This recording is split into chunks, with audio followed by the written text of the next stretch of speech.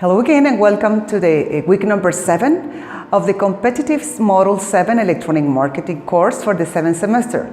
The topic for this week is database storage providers for applications. That's what we're going to learn today. The objective of the class is provide you as a student tools to increase the possibilities of entering the labor and business market. Also, you as a student will know the important elements to manage social networks and to do business online. The topic for this week is database storage providers for applications. And what is database storage? The purpose of every database is to store information, text, images, even media files. All dynamic modern websites rely on one or more databases for storing articles and other published content information about the user, contact information, connections to other websites, ads, etc. And just like anything else, storing information will require a space to be stored in. So this is database stores. It's just a space and when we store information. The space occupied in the server by one database is called database storage space. Just remember that this space is called database storage space and is part of the maximum database volume allowed called database quota.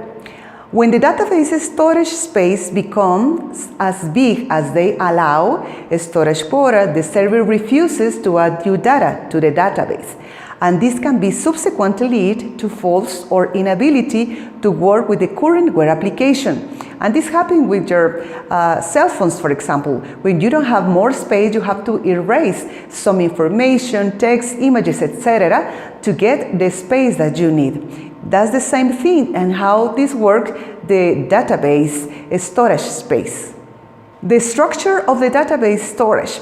All the information in a database is organized and structured in database tables. So remember that we have tables now to organize all the database that we are sharing. These tables are stored on the hard disk of the database server. All this is saved in here. The database tables are usually divided in columns and rows. So imagine that you have a table that has columns and rows and have all the information that you are saving, just like a regular graphic table. In a database table, the columns specify the information category and the data type, and the rows hold the actual information. This structure is chosen for its ease of use. It can be easily indexed, accessed, or modified. So that way you need to know that how is the storage, this structure in a table. The column, remember that specify the information, and the rows hold all the information that you are saving. The information itself is typically saved in one of many types of ordered and unordered flat files, ISAM, heaps, hash buckets, or B+trees. The most commonly used database structure are the B+trees and ISAM. Okay, we're going to learn about the flat file database and heaps. What is this? Flat file databases are the simplest type of database in terms of a structure. They are usually in plain text format and contain one record per line. The simplest example of a flat structured database is a sheet of paper with names and with a phone number next to each name. So in here we have a simple example of a flat file database. Just the name of a person and to the side the phone number. This is just the simple form of a storage structure. Now we're going to learn about heaps. What is heaps? Heaps represent a tree-based database structure. With a heap, you have a root node, which is always bigger, or a list of equal value compared with its child node. The child node of the root child's nodes are again of equal or less value compared with its parent and so on. This is the main difference between the heap structure and a simple tree structure. So in the heap we have a tree-based database. that have the child nodes and the root node, the roots, that is always bigger. So we have like 2 childs and 1 root. This is the difference with the database, with the heaps are more complex. The structure or just a simple tree, you can check that. Okay, we continue with the B+3. The B+3 structure is perhaps the most widely used data structure. It is used in several file systems such as NTFS, XFS, and RefRFS, and is also used as a data structure in PostgreSQL and MySQL.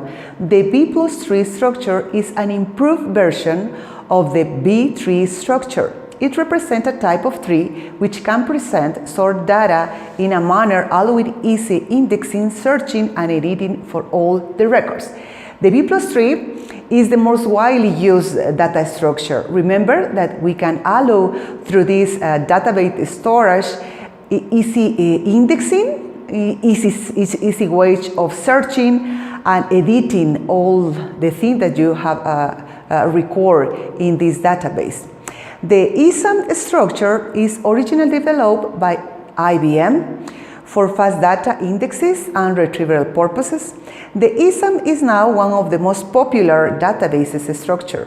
With ISAM, there is a special set of indexes which index all records and allow for faster search times, since the search will go through the indexes and not through the actual records. The ISAM structure is used today in MySQL as the main storage engine. This is also another storage structure that is really popular because the special set of indexes, they have all this record for faster and search times. So the ISAM is really fast. It's faster than the B+3. Okay, we have here a picture, so you can see how all the data is stored.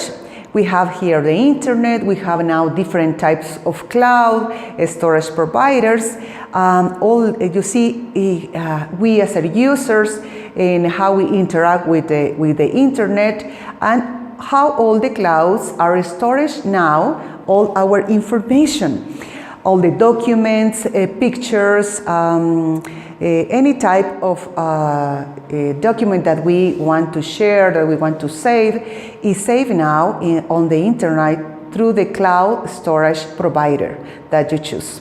We have the top 7 cloud databases. Those are the most important databases for storage. We have first place the Amazon Web Service, number 2 Oracle database, number 3 Microsoft Azure, number 4 Google Cloud Platform is the one that the most person use nowadays, number 5 IBM DB2, number 6 MongoDB Atlas, and number 7 OpenStack. So you can use any type of these platforms, of these clouds database to storage all the information that you want on the internet. Okay, we have the questions for this week, number 7. Number 1, the space occupied on the servers by one database is called. Number 2, is called part of the maximum database volume allowed. Number 3, all the information in a database is organized and structured in A. 4 are the simplest types of databases in terms of structure. And number 5, it represents a tree-based database structure. So please answer these questions and study. Remember that this is part of the second test. Thank you so much for your attention. You have a great day.